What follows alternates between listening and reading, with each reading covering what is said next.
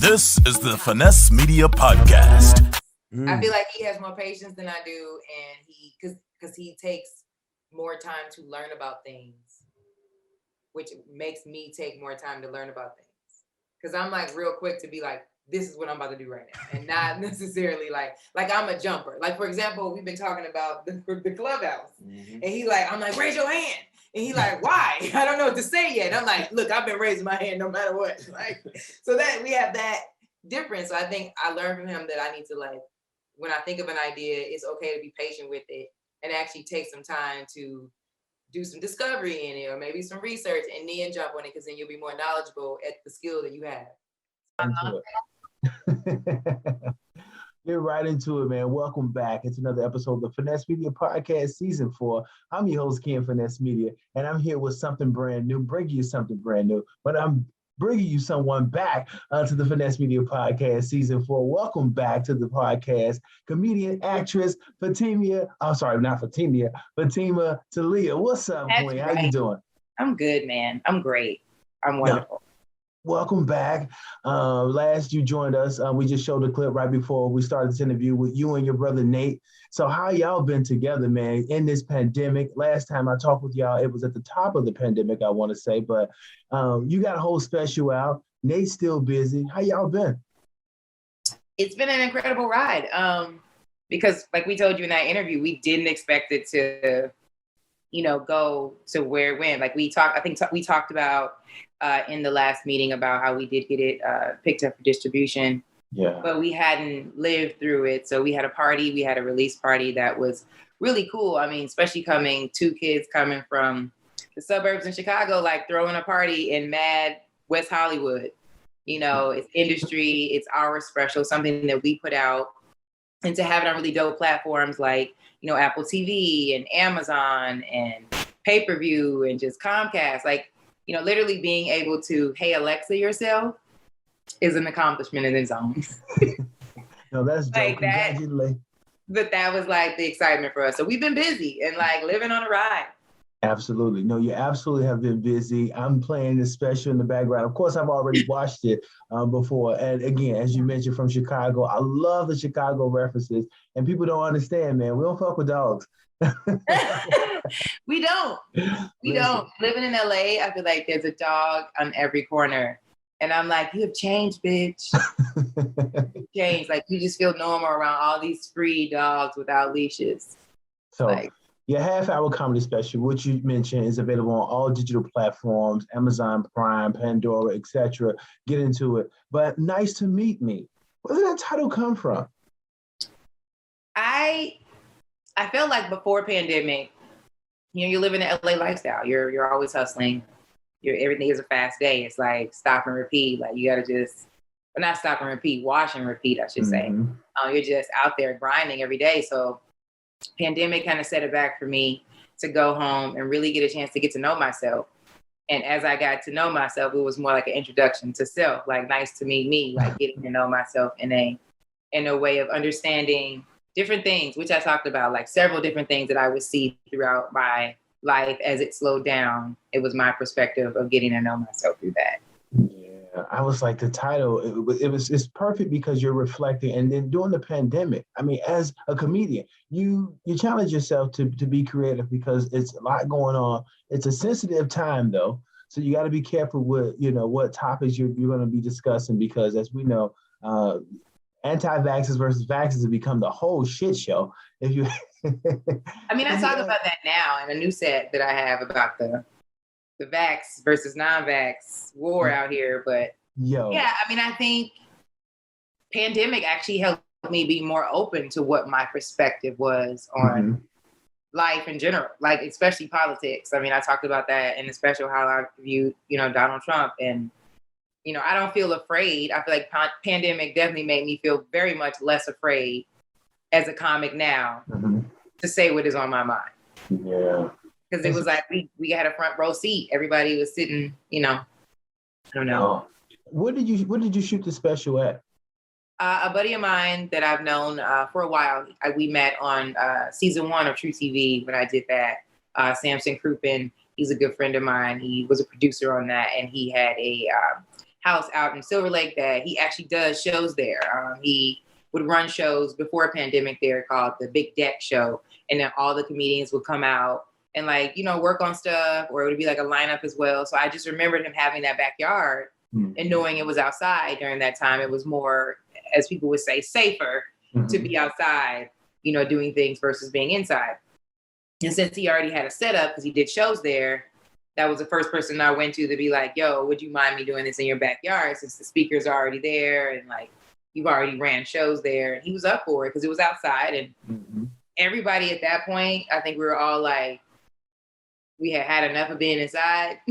So some people were ready like to risk it. Yeah. But yeah, man, I was grateful enough to have a buddy of mine's backyard. Yeah, that was a really nice set. I mean, you see her right here on stage, but the audience, I mean, they look very comfortable. You definitely had the social distancing thing going. It was a really nice set. You had your brother Nate, the maid, in the corner doing it. So talk about the team of people that kind of help you build this product, bring this product to life. It's so funny because me and my brother, like I had talked about it, but I definitely did feel slightly defeated. When pandemic happened, I was just like, all right, no one's really going outside. And that does affect having a crowd. And that's what you need to have a comedy show. But my brother was like, let's do it. Like, I don't know. He had this magic that he felt like it was going to work. And since he had that, it like made me feel confident that it was going to work. And so we just really were very determined. Yeah. He gave me the gift of being like, just work on the material the best way you possibly can. Because he knew that it wasn't a lot of space for me to like work out. So he was like, we'll take care of, all the technical things. So I didn't have to worry about a lot, which is really hard if you're trying to put on your own show. So I was grateful enough to have, family behind me that'll be able to be like, okay, who's going to take care of the cameras and the chairs? And, my team, also my management team jumped in and they gave me an assistant who worked on the RSVP list and making sure everybody got tested, because granted at this location, everybody had to bring a negative test in order to enter.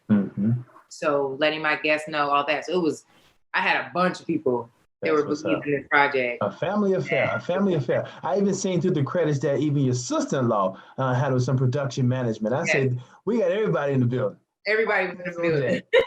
Yeah, Brittany, man, she made sure those chairs was clean. She made sure we had different mics and everything was disinfected. We were trying to make sure it was safe because people were really scared. Like it was, and I felt, grateful that people were willing to go out and risk that for me. I mean, because you can't do this without a crowd. Yeah. I didn't have a lot of people. We couldn't, but I was grateful that people came out, and I had different types of people, friends, family, like lots of Instagram fans. So it was. That's what's up. Cool. And very cool.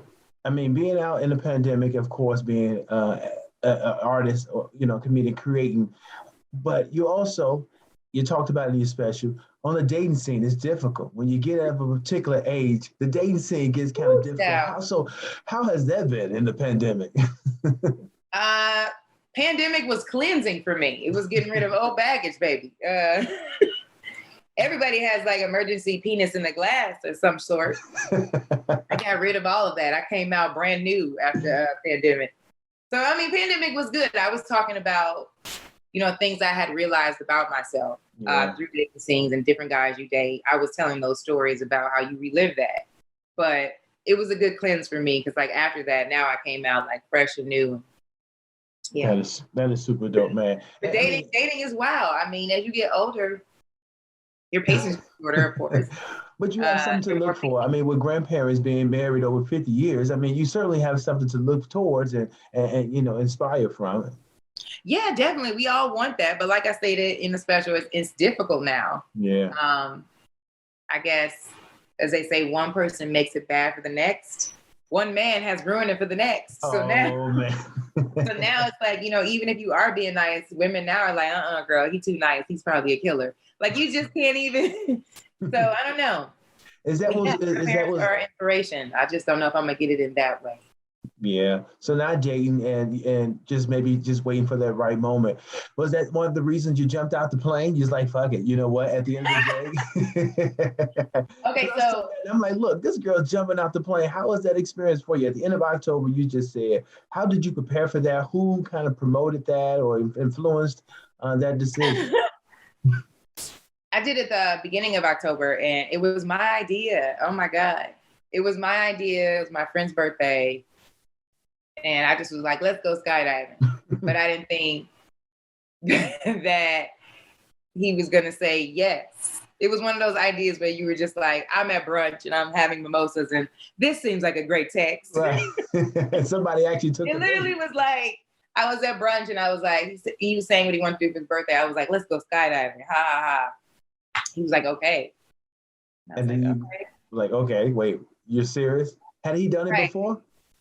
No, that was my first time. And I didn't want to back out of it, but like literally when I was there, I was like, what have you done? Like, why did you say that? Like, why did you say that? It's scary. I'm gonna go ahead and say it was scary. And I mean, I'm glad that I did it, but I'll never do it again. Yeah. What was some big and just kind of going back to your specials? What were some of your biggest challenges while shooting the special that you ran? I mean, I would say you got through it because again, the final product, but things that we didn't see and we didn't know. What were some of those challenges? Not have anywhere to work out. Mm. I mean, as a comedian, you're working your muscle as much as you're on stage. So not having any stages, and everybody was doing makeshift kind of stages here in LA. It was like, it was parks, you know, but that wasn't the same effect as you get at a comedy club. Yeah. There were, you know, backyard shows, but there wasn't a lot of places to work out the material. So that part was really stressful. And Yeah, so I had last you were to, here. Last time you were here, you talked about doing it in the storefront, like just in the storefront window and having folks sitting outside. That was dope as hell too. I mean, the yeah, we thought did of it. a lot of comedians were fighting to just be able to get their voice heard, and that this is our comfort zone. So we were all like needing to get things off our chest, but there was nowhere to work out. But yes, I did. The Comedy Store had it where we'd do comedy behind a window, and people were throwing their own backyard shows, and there was things in the forest preserve. I mean, hikes to the top of the mic, whatever. People were doing anything, but just not having. There's a difference between doing comedy in front of real people versus working it out in front of other comics. Yeah, no, And not having comedy clubs to be able to really test out your material does affect the way that you are going to deliver for your show. And that stressed me out. I bet. And I've watched a lot of comics kind of slowly get back on stage, but then still talk about how difficult, that it has been to get, like you said, you have to go inside of certain rooms and test your material. It's been kind of difficult for them to do that. How has the support been with some, tenured comics? Because you're out in LA. How has that been? And then any support, coming from the LA comics? Because they too have not experienced that. I would say no one actually has experienced this shutdown of a magnitude. How has the support been from other comics? It's been great. Actually, a lot of the comics supported me as I was working on it before I did the special. I had the opportunity to, like, through the grace of God, I don't know how it happened, but there was this underground open mic that this guy was running that was indoors. It was a risk, and nobody was in there. And I brought wipes and Lysol every day, but I hosted that for like maybe 2 months, which was helped me be able to get through 30 minutes of material, because when you do open mics, you don't get that much time. So a lot of comics came through and sat and listened to my set and gave me notes. I did FaceTime with, a few comics if they were out of town. They were giving me, tips on how to prepare. So people were definitely showing the love. And I made a lot of great friendships over the process of this. Yeah, that's what I was going to say. It's like, everybody's backs are against the wall. So it's like, we're in this together. So no one is kind of headlining, if you will. We're all just in here trying to gig, trying to work out. I listened to a lot of Kevin Hart, and he's saying, that's one of the things that, comics are trying to do in LA, trying to work their scene out. But as you're working out as Fatimah Taliah, the comedian, what's going on with this acting, Queen? Are we going to get some more acting on screen? Because you definitely, I want to talk about Corner Store Charles, who made a cameo in the special too. I'm not even going to even say how he did and what he did. You have to catch the special. But he made an appearance, and his acting, I think, man, is on point. That that character that you play, Corner Store Charles, needs to really be on film. So any acting coming up down the pipeline for you that you can share? We hope so. I'm constantly always auditioning. We all, as everybody in LA, is hoping for the series regular. So we're hoping for that. But as far as Charles goes, he'll always be on social media and he'll always be around on there. But like, I do audition as Charles though. Really? He does get attention in Hollywood as him, but as me. That's dope. But yeah, I'm really glad people like that character. I've been doing it for a long time. Yeah. Like it's been about 5 years. It just started to pop off in pandemic. No, he's definitely my favorite character. I love Corner Store Charles because I don't even see Fatimah in it at all. I mean, I get lost in just even the visual of it. It doesn't look like you. The whole mannerism. Yeah, you've been doing it for a while. You perfected it to a T. So when I saw that, I love hearing that. Yeah. When I'm out and people say, like one time I laughed or something really hard, and somebody was like, "Oh my God, you laughed like Charles," and I was like, "That's dope," because there is no Charles. Nigga, it's me, baby. I'm that good at it that they call him another person. So that's always a blessing. I love to hear that. Thank you. I would love to see him on Instagram. Please bring him back. Yes. You know, I've been trying to find balance in everything that has been going on lately to try to stay above water on social media while, like, you know, the special has brought so much more stage time for me. So I am literally everywhere lately, which is great. But I'm like trying to balance that and Charles and my own life. and still do your thing. But that's super amazing. Super amazing with Charles. Don't get rid of that character. Never. There's so much to do with that. Definitely it never gets old. Definitely keep him around. But you know, every time someone comes on, particularly if Vanessa comes on, that's finessing the game, which is you. So again, thank you for joining. But who is that person for you? I can't remember who it was before, but who is that person for you that's finessing the game? Right now? Yeah. I feel like last time I picked Dave Chappelle and I picked Dave Chappelle again. Yeah. I mean, he shakes. I mean, look how long we're talking about this transgender joke thing when honestly, I feel like this is a part 2 to, was it Sticks and Stones? I might be wrong. Yeah, I think it was Sticks and Stones. Yeah. I think it was Sticks and Stones because he was talking about it then and it started there.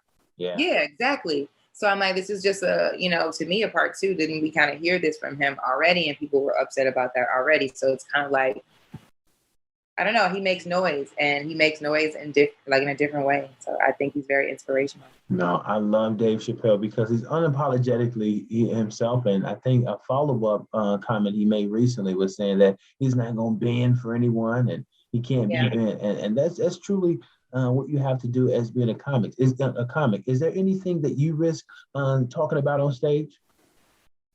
I think you risk it every time you will not talk about on stage.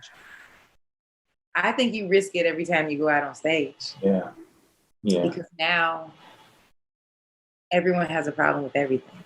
Mm-hmm. So, and to be honest, comedy is what you make fun of things that people relate to. Mm-hmm. If they take that away from us, then it's definitely taking the voice away. So you're in. I feel like you're in hot water right now. Anything you can or cannot say. But I will say to answer that, I try to do my best to ask myself how much heat I can take. That's kind of what you got to be like, all right, if you say that, are you going to be okay with what happens after that? And if you're like, I don't know if I feel like that right now, then you're like, okay, then just leave that alone. Do you do anything before you go on stage? Any sort of routine prep that you do before you go on stage? No particular prep, but I do lately like to be alone.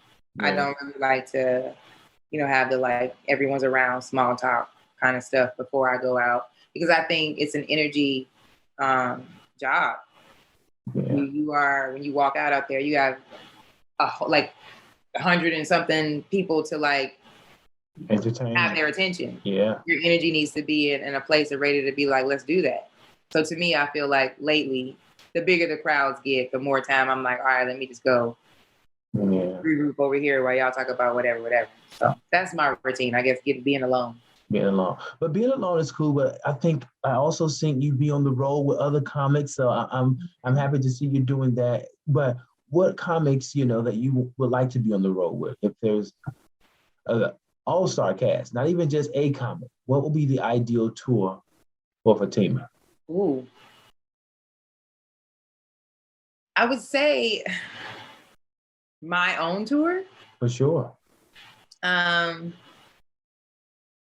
don't know. I would probably want to do my own tour, and then I would swap out all female comics. There you go. What female comics? I'm not going to pick anyone famous, but people might know these people. You can name them because I think Jess Niche is right? one that I was going to say Jess Niche. I have never met her. I've never met her.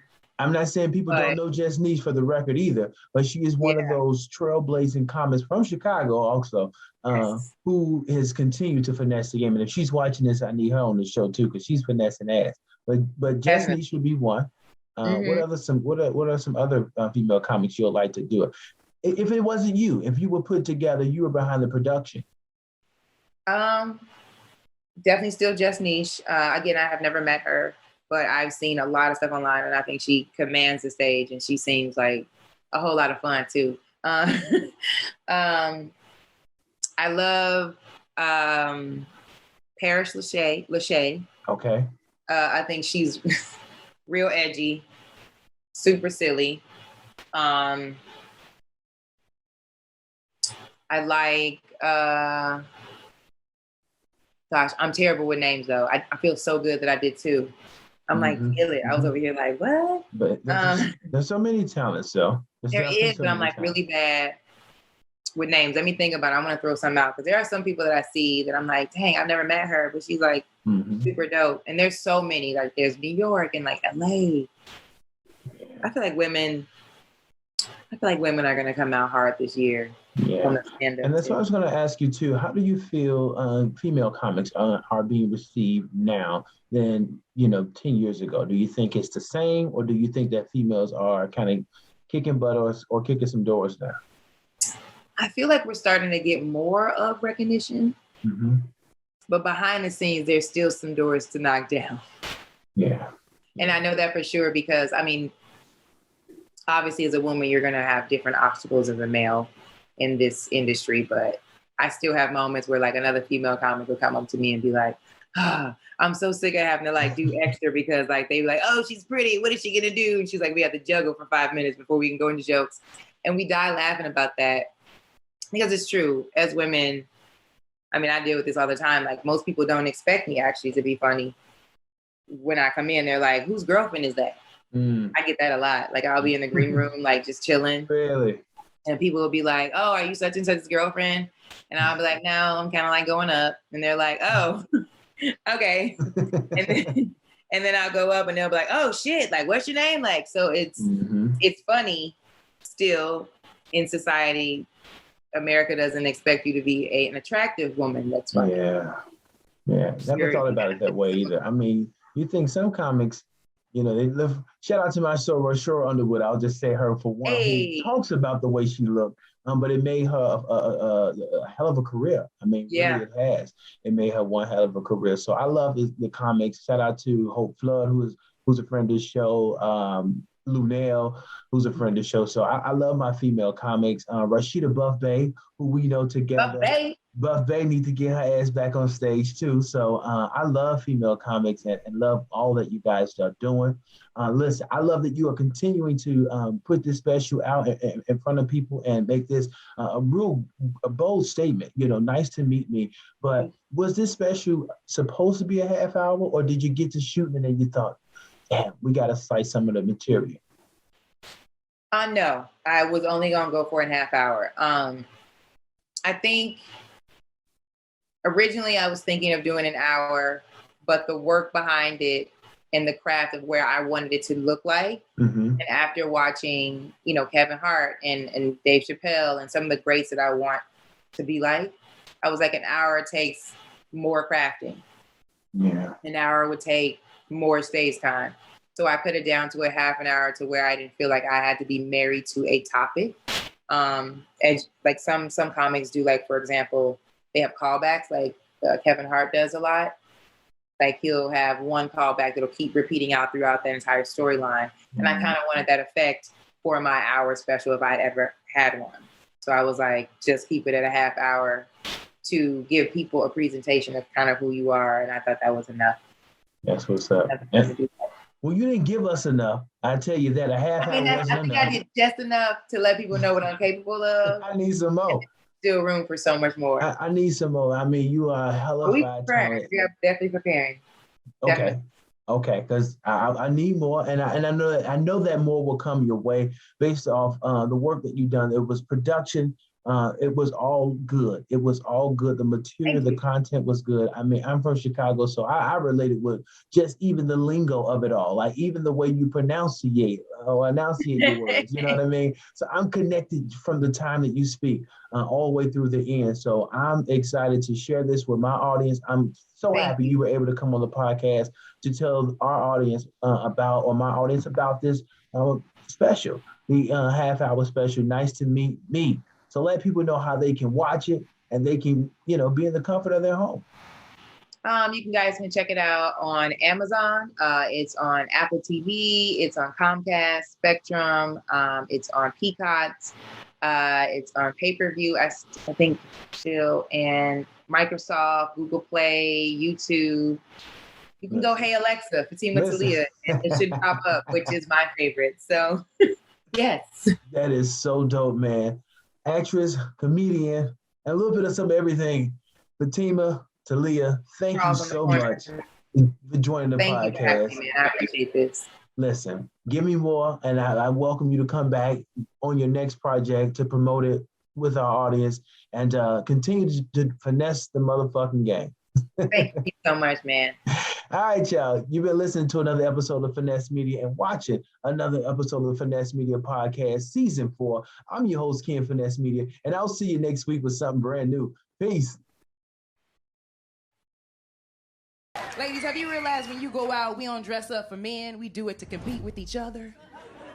You ever got real sharp and went to your girl house and she be like, okay, bitch, I see you. And she changed her whole entire outfit in the middle of that? This has been another edition of the Finesse Media Podcast. Join us again next week for the latest news from HBCUs. Special guest